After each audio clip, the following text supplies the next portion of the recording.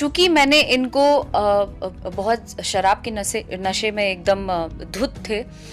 ये पूरा बाना पूरा पूरा बाना होगा हमें। आज से कुछ दिनों पहले काला मट्टी का इवेंट हुआ था, बहुत जोरदार, झारखंड में जमशेदपुर में।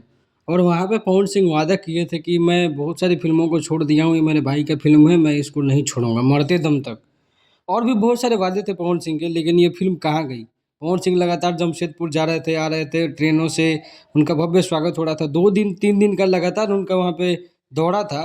और वहाँ जाते थे, इवेंट हुआ, मुहूर्त का पूजा हुआ, बहुत कुछ हुआ। और दारू पीने वाला आप लोग वीडियो देखे ही हैं। सबूत नहीं समझ में आया तो ये कमेंट्स पढ़ सकते हैं। कुछ लोगों ने लिखा भोजपुरी पर कलंक है, कुछ लोगों ने लिखा अक्षरा सिंह बच गई। ठीक है, बहुत सारे लोगों ने इनके दारू के जो वीडियो थे उसको पहचान लिया। बहुत सारे लोग यहाँ पे बहुत सारा कमेंट कर रहे हैं, ये पूरा पियक्कड़ है। उसके बाद और भी लिख सकते हैं, भोजपुरी के राधे श्याम रसिया बनने वाला है ये। ज़्यादा पियो नहीं तो राधे श्याम रसिया वाला हाल हो जाई। पूजा में दारू पिया, पवन सिंह फिर से दारू पीकर पूजा पर बैठे हैं। जितना दिन दीपक के साथ में थे, दीपक सिंह के साथ, तब तक दारू नहीं पीते थे। और कुछ लोगों ने, उनके फैन भी लिखे कि पवन भैया शराब पिए हुए हैं।